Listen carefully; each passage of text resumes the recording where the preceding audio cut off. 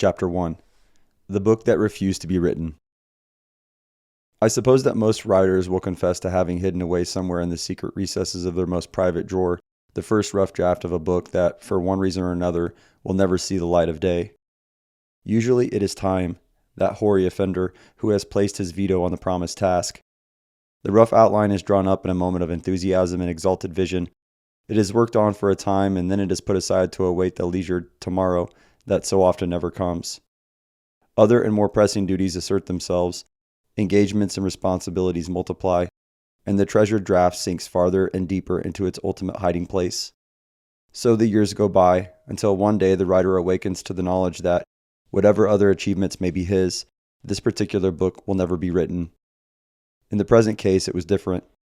It was not that the inspiration failed, or that the day of leisure never came. It was rather that when it did come, the inspiration led in a new and unexpected direction.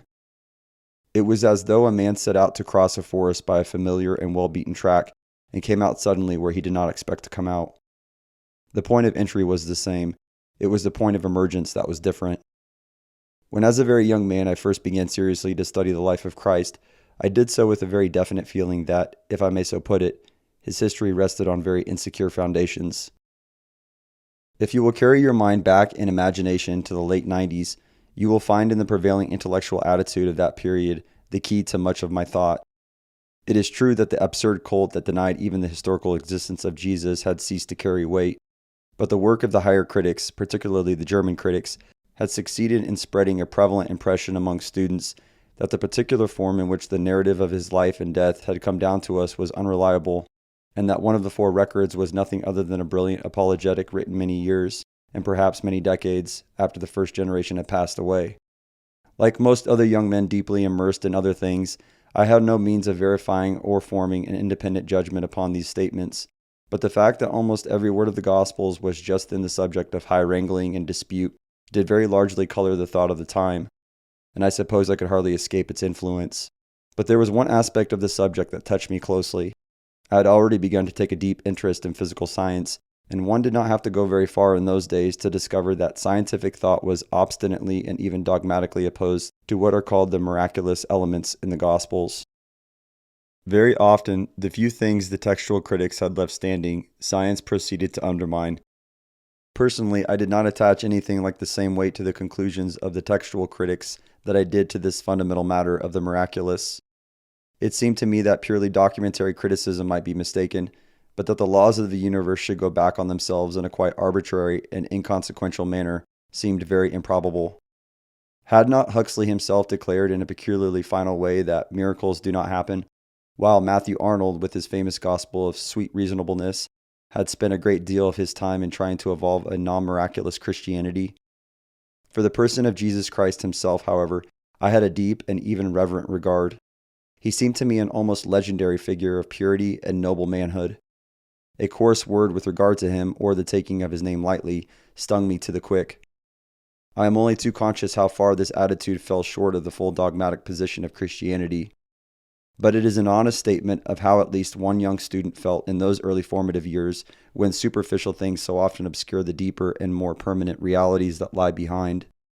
It was about this time, more for the sake of my own peace of mind than for publication, that I conceived the idea of writing a short monograph on what seemed to me to be the supremely important and critical phase in the life of Christ, the last 7 days, though later I came to see that the days immediately succeeding the crucifixion were quite as crucial. The title I chose was Jesus, the Last Phase, a conscious reminiscence of a famous historical study by Lord Rosebery. I took the last 7 days of the life of Jesus for 3 reasons. 1. This period seemed remarkably free from the miraculous element that on scientific grounds I held suspect. 2. All the gospel writers devoted much space to this period, and in the main were strikingly in agreement. 3. The trial and execution of Jesus was a reverberating historical event, attested to indirectly by 1,000 political consequences and by a vast literature that grew out of them. It seemed to me that if I could come at the truth, why this man died a cruel death at the hands of the Roman power, how he himself regarded the matter, and especially how he behaved under the test, I should be very near to the true solution of the problem. Such briefly was the purpose of the book I had planned. I wanted to take this last phase of the life of Jesus with all its quick and pulsating drama, its sharp, clear-cut background of antiquity, and its tremendous psychological and human interest, to strip it of its overgrowth of primitive beliefs and dogmatic suppositions, and to see this supremely great person as he really was. I need not state to describe here how, fully 10 years later, the opportunity came to study the life of Christ as I had long wanted to study it, to investigate the origins of its literature, to sift some of the evidence at first hand, and to form my own judgment on the problem it presents. I will only say that it effected a revolution in my thought. Things emerged from the old world story that previously I should have thought impossible. Slowly but very definitely, the conviction grew that the drama of those unforgettable weeks of human history was stranger and deeper than it seemed. It was the strangeness of many notable things in the story that first arrested and held my interest. It was only later that the irresistible logic of their meaning came into view. I want to try in the remaining chapters of this book to explain why that other venture never came to port, what were the hidden rocks on which it foundered, and how I landed on, to me, an unexpected shore.